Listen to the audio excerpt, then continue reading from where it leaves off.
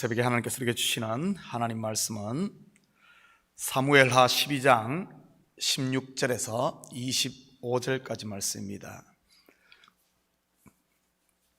하나님의 말씀 사무엘하 12장 16절에서 25절까지 말씀, 저와 여러분이 한 절씩 교독합니다.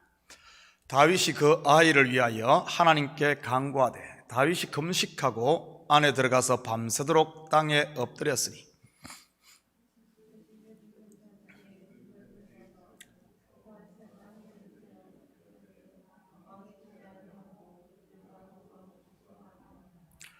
이래 만에 그 아이가 죽으니라. 그러나 다윗의 신하들이 아이가 죽은 것을 왕에게 아뢰기를 두려워하니 이는 그들이 말하기를 아이가 살았을 때 우리가 그에게 말하여도 왕이 그 말을 듣지 아니하셨나니 어떻게 그 아이가 죽은 것을 그에게 아뢰 수 있으랴. 왕이 상심하리로다 함이라.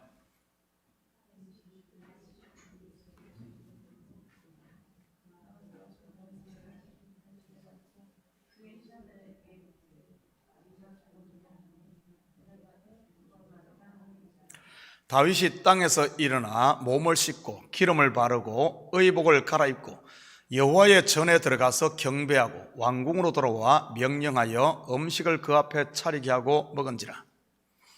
그의 신하들이 그에게 이르되 아이가 살았을 때에는 그를 위하여 금식하고 우시더니 죽은 후에는 일어나서 잡수시니 이 일이 어찌 됨이니까 하니 이르되 아이가 살았을 때 내가 금식하고 운 것은 혹시 여호와께서 나를 불쌍히 여기사 아이를 살려주실런지 누가 알까 생각함이거니와. 지금은 죽었으니 내가 어찌 금식하랴. 내가 다시 돌아오게 할 수 있느냐. 나는 그에게로 가려니와 그는 내게로 돌아오지 아니하리라 하니라. 다윗이 그의 아내 바세바를 위로하고 그에게 들어가 그와 동침하였더니 그가 아들을 낳음에 그의 이름을 솔로몬이라 하니라. 여호와께서 그를 사랑하사 선지자 나단을 보내 그의 이름을 여호기니라 하시니 이는 여호와께서 사랑하셨기 때문이더라. 아멘. 좋은 아침입니다.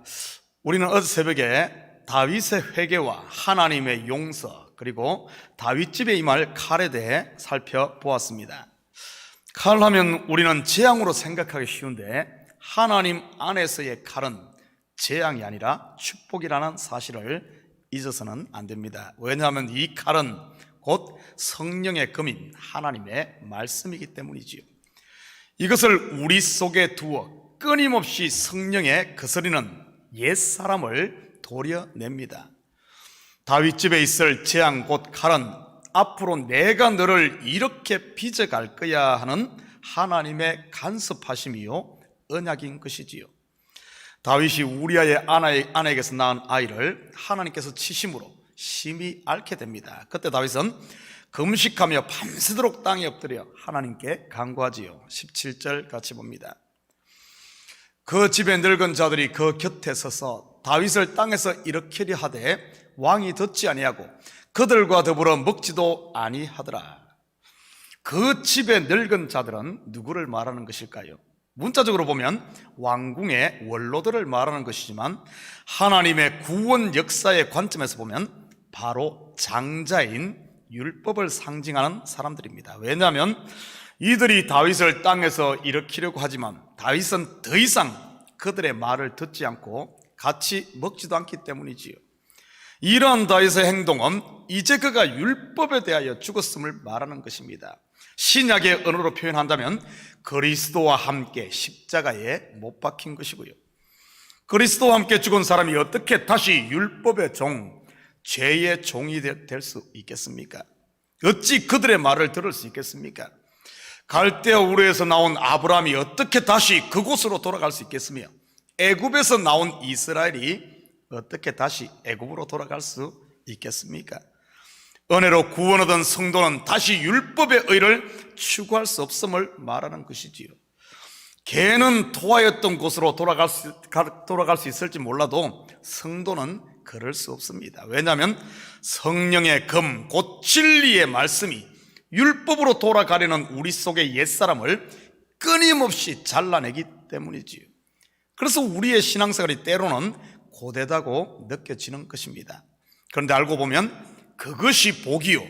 왜냐하면 하나님이 나를 그리스도의 신부로 단장해 가고 있다는 하나의 증거이기 때문입니다. 다윗의 이러한 간절한 기도에도 아이는 이래 만에 죽습니다. 그런데 신하들은 이러한 사실을 왕에게 알리지를 못하지요. 왜냐하면 아이가 살았을 때에도 금식하며 엎드리고 있었는데 이 사실을 왕이 알면 상심할 것이 뻔하기 때문입니다. 이래 만에 아이가 죽었다는 말은 다윗 동안 7일 동안 금식하며 간절히 간구했다는 말입니다. 한마디로 자기의 전부를 걸고 기도한 것이지요. 마치 사도 바울이 자기의 육체의 가시를 위해 3번씩이나 하나님께 간구했다는 말과 같은 의미입니다. 그 기도의 결과가 무엇일까요? 우리 19절 같이 봅니다. 다윗이 그의 신하들이 서로 수군거리는 것을 보고 그 아이가 죽은 줄을 다윗이 깨닫고 그의 신하들에게 묻되 아이가 죽었느냐 하니 대답하되 죽었나이다 하는지라. 우리말에 지성이면 감천이라는 말도 있듯 이렇게까지 간절히 기도했으면 하나님이 들어줘야 하는 것 아닙니까? 아마 제가 하나님이었으면 들어주었을 텐데 말이지요. 다윗의 그런 간구에도 결국 아이는 죽습니다. 다윗의 기도발이 약해서일까요? 아니면 정성이 부족해서일까요? 혹시 여러분 가운데 이렇게 생각하시는 분은 없습니까? 내가 조금만 더 기도했으면 자식이 원하는 대학 합격했을 텐데, 아니면 내가 기도를 진하게 못해서 내 문제가, 내 병이 낫지 않는 것처럼 말이지요. 그러한 생각이 맞는 것일까요? 응답이 기도하는 사람의 기도의 양과 질로 결정이 됩니까? 아니면 기도를 받으시는 분의 뜻으로 결정됩니까? 여러분, 기도 응답의 고삐는 내가 치고 있는 게 아닙니다. 바로 하나님께서 치고 계시지요. 기도로 내가 그분을 움직이는 게 아닌 그분의 고삐가 나를 움직이는 것이지요. 그분이 어디로 가기를 원하신지를 기도를 통해 내가 깨닫는 것입니다. 여러분, 고삐가 뭔지는 알죠? 소나 강아지 목에 묶여있는 줄 말이지요. 주인이 원하는 방향을 아는 소는 비록 고삐가 목에 묶여있어도 전혀 그것이 불편하지 않습니다. 그런데 주인의 뜻과 반대로 향하는 소는 목에 이 피멍드는 것이지요. 여러분의 삶은 매 순간 피멍들며 끌려가는 삶입니까? 아니면 주인과 함께 보조를 맞춰 매일 즐겁게 산책하는 것과 같은 이런 삶을 살고 있습니까? 일명 동행이라고 하지요. 하나님이 내 삶의 고삐를 쥐고 있기에 우리의 기도는 어떠한 형태든 반드시 응답되는 줄 믿습니다. 여러분이 기도한 대로 되지 않았다고 더 이상 자학하지 마시기 바랍니다. 여러분이 기도한 대로 되었다고 자만하지도 마시기 바랍니다. 내 뜻대로 된 것도 아니면 그 반대인 것도 하나님 안에서는 그분의 응답이니까요. 기도의 참된 의미는 바로 나를 향한 그분의 선하신 뜻을 내가 깨닫고 아는 것입니다. 아이를 위해 기도한 다윗은 하나님의 뜻을 분명하게 알게 되지요. 이 말은 자기의 뜻을 내려놓고 하나님의 뜻에 아멘 했다는 이런 말입니다. 20절입니다. 다윗이 땅에서 일어나 몸을 씻고 기름을 바르고 의복을 갈아입고 여호와의 전에 들어가서 경배하고 왕궁으로 돌아와 명령하여 음식을 그 앞에 차리게 하고 먹은지라. 신하들은 왕이 상심할까 아이가 죽었다는 이 보고도 못하고 있는데 아이가 죽자 다윗은 오히려 먹고 마시네요. 신하들의 상식으로 이 왕의 행동은 도저히 이해할 수가 없었지요. 아마 그들은 다윗이 충격을 받아 정신이 좀 이상해졌다고 생각했을지도 모르겠습니다. 그렇다면 왜 다윗이 이렇게 행동한 것일까요? 22절입니다. 이르되 아이가 살았을 때 내가 금식하고 운 것은 혹시 여호와께서 나를 불쌍히 여기사 아이를 살려주실런지 누가 알까 생각함이거니와. 무슨 말입니까? 내가 할 수 있는 최선을 다했다는 말일까요? 물론 그런 의미도 있습니다. 그렇지만 이 말 속에는 좀 더 깊은 뜻이 숨겨져 있지요. 바로 처음에는 자기의 뜻, 곧 보이는 율법으로 구했다는 이런 의미입니다. 알고 보면 우리의 기도가 처음에는 전부 이렇게 시작을 합니다. 다윗이 죽어가는 아이가 낫기를 위해 기도하듯 우리에게 닥친 현실의 문제를 놓고 기도하게 되죠.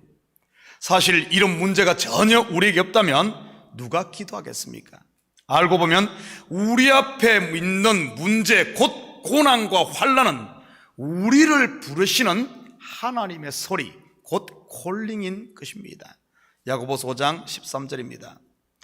너희 중에 고난당하는 자가 있느냐? 그는 기도할 것이요. 즐거워하는 자가 있느냐? 그는 찬송할지니라. 이렇게 눈에 보이는 것, 곧 율법의 의를 쫓는 기도가 결국 도달한 곳이 어디입니까? 23절입니다. 지금은 죽었으니 내가 어찌 금식하랴? 내가 다시 돌아오게 할 수 있느냐? 나는 그에게로 가려니와 그는 내게로 돌아오지 아니하리라 하니라. 바로 자신의 죄가 폭로된 자리, 곧 자신의 실체를 보게 되는 것이지요. 아담, 먼지 곧 죄인의 자리 말입니다. 하나님의 구원 역사로 보면 아이의 죽음은 옛사람 다윗의 죽음이요, 더 나아가 그리스도의 대속의 죽음을 예표하고 있는 것입니다. 다윗은 이 부분에서 예수 그리스도의 십자가를 만난 것이지요. 결국 다윗은 기도를 통해 죄의 삭선 사망이라는 하나님의 공의를 알게 된 겁니다. 이 하나님의 공의가 예수 그리스도를 십자가에 못 박은 것 아닙니까? 하나님의 공의 앞에 모든 인생은 죄인입니다. 그리고 그 죄값은 사망이고요. 율법의 자기 의에서 시작된 다윗의 기도는 결국 하나님의 공의를 만나게 되고, 아이의 죽음은 하나님의 공의를 충족시키는 공의를 이루는 것이었던 것입니다. 다윗의 죄로 인해 아이가 죽었듯이 저와 여러분의 죄값인 사망을 위해 바로 예수 그리스도가 십자가에 못 박힌 것이지요. 저와 여러분은 그리스도 안에 있기에 이 하나님의 공의가 충족된 줄 믿습니다. 그러니 더 이상 엎드려 있지 마시고 일어나 생명의 말씀을 먹고 성령의 기름을 바르고, 우리 성도들은 은혜의 옷으로 갈아입고 감사와 찬양과 시와 찬양과 신령한 노래를 부르며 서로 화답하며 사는, 이것이 바로 성도의 삶인 줄 믿습니다. 24절 계속해서 봅니다. 다윗이 그의 아내 밧세바를 위로하고 그에게 들어가 그와 동침하였더니 그가 아들을 낳음에 그의 이름을 솔로몬이라 하니라. 여호와께서 그를 사랑하사 먼저 난 아이는 죽고 다음에 낳은 아이가 바로 솔로몬입니다. 샬롬 곧 평강이라는 뜻이지요. 율법에 대해 죽은 다윗이 은혜의 아들 솔로몬으로 거듭난 것입니다. 우리로 말한다면 예수와 함께 죽고 그리스도로 다시 태어난 것이지요. 25절입니다. 선지자 나단을 보내 그의 이름을 여디디아라 하시니 이는 여호와께서 사랑하셨기 때문이더라. 그때 하나님께서 선지자 나단을 다윗에게 보내 그 아이에게 별명을 하나 지어줍니다. 바로 여디디아이지요. 그 뜻은 여호와께서 사랑하신다입니다. 예수님께서 세례 요한에게 세례를 받고 요단강에서 올라오실 때 하늘에서 들린 음성이 무엇입니까? 바로 이는 내 사랑하는 아들이요 내 기뻐하는 자라입니다.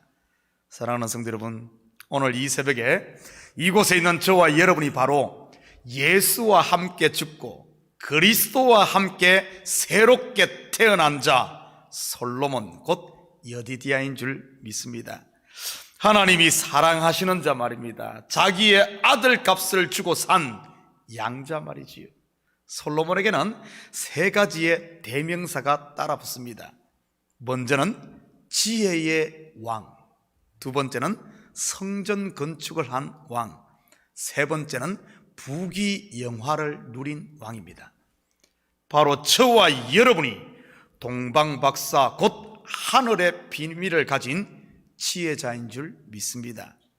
저와 여러분이 우리 속에 성령이 있는, 하나님의 영이 있는 하나님의 성전인 줄 믿습니다. 그리고 저와 여러분이 하나님의 나라를 상속받은 하늘의 부자, 바로 부귀영화를 누린다는 사실을 여러분 믿으시고, 오늘도 여러분의 삶의 현장 가운데서 낙심의 자리, 근심의 자리, 두려움의 자리를 털고 일어나서 이 성령 충만의 기름을 바르고 은혜의 새 옷으로 다시 갈아입고 솔로몬 곧 하나님의 사랑하는 자, 사랑하시는 자, 여디디아로 사는 이런 복된 하루가 되시기를 주님의 이름으로 축복합니다. 같이 기도하십시다. 사랑의 아버지 하나님, 참으로 감사드립니다. 우리를 여디디아, 아버지 하나님, 하나님께서 사랑하시는 자로 새롭게 빚어주시니 참으로 감사를 드립니다. 그것이 나에게서 난 것이 아니라 아버지 하나님, 당신의 아들을 십자가에 못 박아 하나님의 공의를 충족시키고 아버지 하나님, 그리고 우리에게 은총을 베풀어 아버지 하나님, 지금 하나님의 자녀가 된 것을 아버지 하나님 믿습니다. 더 이상 아버지 하나님, 죄에 앉아 울고 있는 인생이 아니라, 두려움 가운데 숨어있는 인생이 아니라 이제는 자리를 털고 일어나 아버지 하나님, 주께서 주신 이 은혜를 세상 가운데 전하며 아버지 흘려보내며 사는 저희들 될 수 있도록 축복하여 주시옵소서. 아버지 하나님, 오늘도 우리 마음에 샬롬 평강을 주시고 아버지 하나님, 마음껏 주님 앞에 부르짖고 주님과 동행하는 저희들 될 줄 믿사오며 이 모든 말씀 예수님의 이름으로 기도드립니다. 아멘.